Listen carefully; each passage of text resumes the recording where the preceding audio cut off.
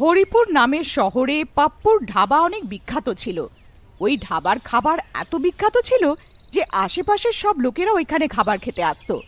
ওইখানকার খাবার যে একবার খেয়ে নিত সে তার স্বাদ ভুলতেই পারত না। যদি কেউ ওই গ্রামে কোনো কাজে আসতো ওই ধাবার খাবার না খেয়ে যেতই না। ওই ধাবা দিনের পর দিন বিখ্যাত হয়ে যাচ্ছিল আর ধাবার মালিকের অভিমান বেড়েই চলেছিল। যদি ধাবার খাবার বেঁচে যেত তো সেই ওই খাবারটাকে ফেলে দিত, কিন্তু কোনো জানোয়ার বা ভিখিরিকে খাওয়াতে রাজি ছিল না। একদিনের কথা, একটা ভিখিরি ওই ধাবার কাছ দিয়ে যাচ্ছিল।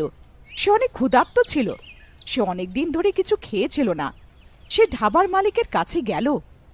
মালিক, কিছু খেতে দিয়ে দাও, অনেক খিদে পেয়েছে, অনেক খিদে পেয়েছে দাদা, কিছু খেতে দিয়ে দাও। আরে যা যা, আগে যা, কিচ্ছু পাবি না। কিছু দিয়ে দাও খেতে, অনেক দিন ধরে কিচ্ছু খাইনি, অনেক খিদে পেয়েছে দাদা। সকাল সকাল জানি না কোথা কোথা থেকে চলে আসে মুখের সামনে, পুরো দিনটা খারাপ করে দিল। রামু, ও রামু, একে বাইরে তো বার কর। রামু ভিখিরিকে ধাবার থেকে ধাক্কা মেরে বার করে দেয়, কিন্তু মালিকের ভিখিরির উপরে একটুও করুণা হয় না আর ভিখিরি খিদে চোটে অজ্ঞান হয়ে যায়। মালিক, এ তো অজ্ঞান হয়ে গেছে।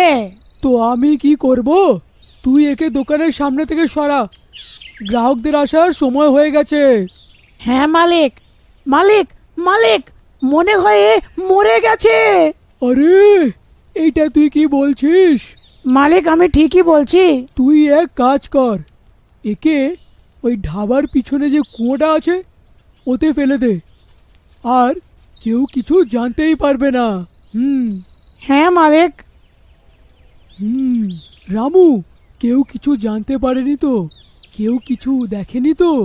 না মালিক। আজকে তো দিনটাই খারাপ হলো। আজ তো বেশি গ্রাহকও এলো না। কাল সবাই সময় মতন এসে যেও, না হলে তোমাদের পয়সাটা কেটে নেব। ঠিক আছে মালিক। মালিক নিজের সব চাকরদের ছুটি দিয়ে নিজেও বাড়ি চলে যায়। মালিকের রাস্তায় এরকম মনে হয় যেন কেউ ওর পেছন পেছন হাঁটছে, আর তখনই মালিক থেমে যায় আর পেছনে ঘুরে দেখে কিন্তু ওখানে কেউ ছিল না। আরে, আমারই ভুল হবে। তারপরও হাঁটতেই থাকে। তখনই হঠাৎ করে ওকে জোরে কেউ থাপ্পড় মারে। ও পেছনে দেখে তো কেউ ছিল না। ও তাড়াতাড়ি চলতে থাকে আর নিজের বাড়ি পৌঁছে যায়। আরে ভগবান, তাড়াতাড়ি করে খেতে দিয়ে দাও, অনেক জোরে খিদে পেয়ে গেছে। হ্যাঁ, এই আনছি। যে স্ত্রী খাবার নিয়ে আসে তখনই ভিখারি ভূত ওকে জোরে ধাক্কা দেয়, যার কারণে স্ত্রীর হাত থেকে সব খাবার পড়ে যায়। আরে ভগবান, এইটা কি করলে? সব খাবার ফেলে দিলে? আরে, কে জানে কি করে পড়ে গেল।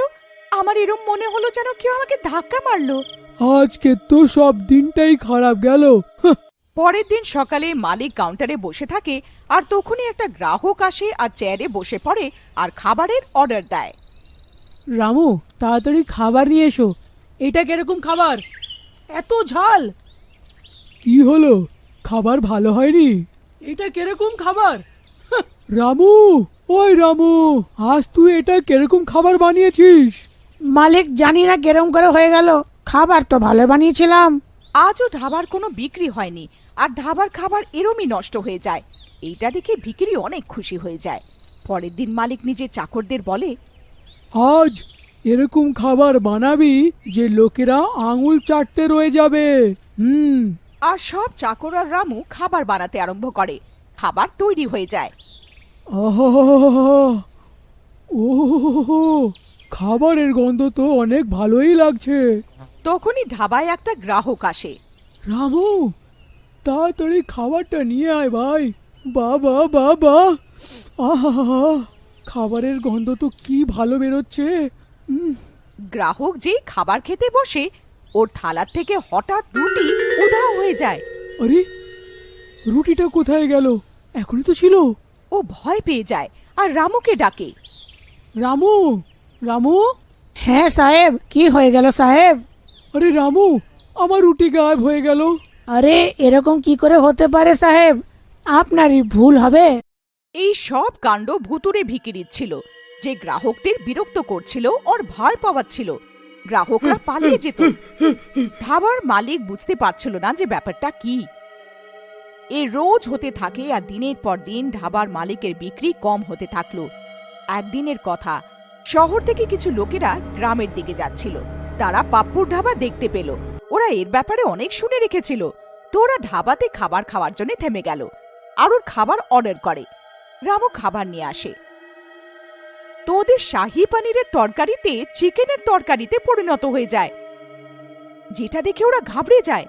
যেই ওরা জল খাবার জন্য গ্লাস ওঠায়, ভুতুড়ে ভিখিরি সব জল ওদের মাথায় ঢেলে দেয় আর ওরা জোরে জোরে চেঁচাতে থাকে। ভূত ভূত ভূত, আরে এই ধাবাতে তো ভূত আছে। আর ওরা ওইখান থেকে চলে যায়। দেখতে দেখতে রোজ ওই ধাবাতে আজব আজব ঘটনা ঘটতে থাকে। লোকেরা ওই ধাবার থেকে ভুতুড়ে ধাবার নামে চিনতে লাগলো। একদিন যখন ধাবার মালিক ধাবার ক্যাশ কাউন্টার থেকে পয়সা বার করার জন্য ওটা খোলে, তো সে দেখে যে ওতে একটাও পয়সা নেই, আর পয়সার জায়গায় মালিকটা ভিখারির মাথাটা দেখতে পারে। ভূত ভূত, আরে এইটা তো সেই ভিখিরির মাথা যাকে আমি কুয়োতে ফেলে দিয়েছিলাম। তাহলে এখানে এলো কিভাবে? মালিকের আওয়াজ শুনে ধাবার সব লোকেরা মালিকের কাছে একত্রিত হয়ে যায়। কি হয়েছে গো দাদা, আপনি এত ঘাবড়ে আছেন কেন? ওই দেখো, আমাদের ক্যাশ ড্রয়ারে ভূত আছে। এখানে ওই ভিখিরির মাথাটা রাখা আছে, আর তার উপরে পয়সাও গায়েব আছে। এইটা শুনে সব লোকেরা ঘাবড়ে যায়। আরে দাদা, এরকম কি করে হতে পারে? যাও, তুমি গিয়ে ক্যাশ ড্রয়ারটা খুলে দেখে নাও। তুমি ওইখানে একটা মাথা পাবে। ও একটা ভূত আছে, ভূত। ওই লোকটা মালিকের কথা শুনে ক্যাশ ড্রয়ারটা খোলে, তো না ওখানে মাথা থাকে আর ওর পয়সাটাও রাখা থাকে। আরে কি গো দাদা, মনে হয় আপনার শরীরটা ভালো নেই। আপনি ঘুমের ঘোরে কোনো স্বপ্ন দেখে নিয়েছেন। আপনার বিশ্রাম নেবার প্রয়োজন। আরে না দাদা, আমি এইখানে সত্যিতে একটা মাথা দেখেছিলাম। আমি আমি একদম ঠিকই বলছি। মালিক নিজের কথা সবাইকে বিশ্বাস করানোর চেষ্টা করে, কিন্তু কেউ ওর কথা শুনে না আর না বিশ্বাস করে। তখনই রামু মালিকের কাছে আসে। মালিক, আমার মনে হয় এইসব ওই ক্ষুধার্ত ভিখারিটাই করছে। যাকে আপনি কুয়োতে ফেলে দিয়েছিলেন সেই ওর ওই যার খিদের কারণে মৃত্যু হয়ে গেছিল, আর সেই কারণেই ওর আত্মা আমাদের ধাবাতে ঘুরে যাচ্ছে আর আপনাকে দিন রাত বিরক্ত করছে। হ্যাঁ রামু, আমারও এটাই মনে হচ্ছে। তুমি ঠিকই বলছো, কিন্তু এখন এই ব্যাপারের সমাধানটা কি? তুমি আমাকে এইটা বলো। যদি এইভাবেই চলতে থাকে তো আমি একদিন পাগল হয়ে যাব, আর আমার ধাবাটাও বন্ধ হয়ে যাবে। আপনি চিন্তা করবেন না মালিক, আমি এক বাবাকে চিনি। আমি ওনার কাছে নিয়ে যাব। ওনার কাছে আমাদের সমস্যার কোনো না কোনো সমাধান নিশ্চয়ই হবে। এরম আমার ওনার ওপরে বিশ্বাস আছে।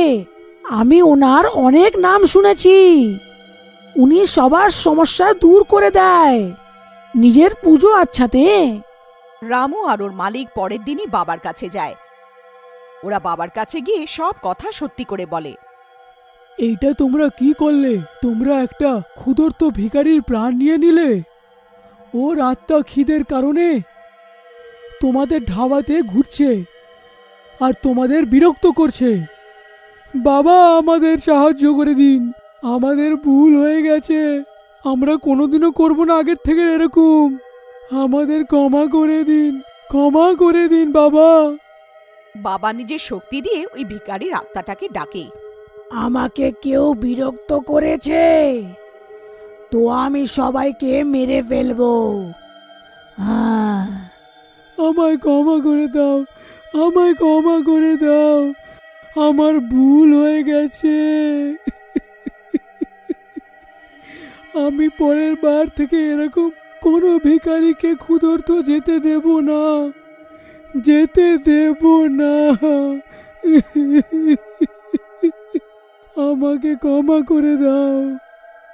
বাবা নিজের ঘর থেকে গঙ্গা জল ছিটিয়ে ওই ভিখিরিকে মুক্ত করে দেয় আর মালিককে সব সময় গরিবদের খাবার খাওয়াতে বলে।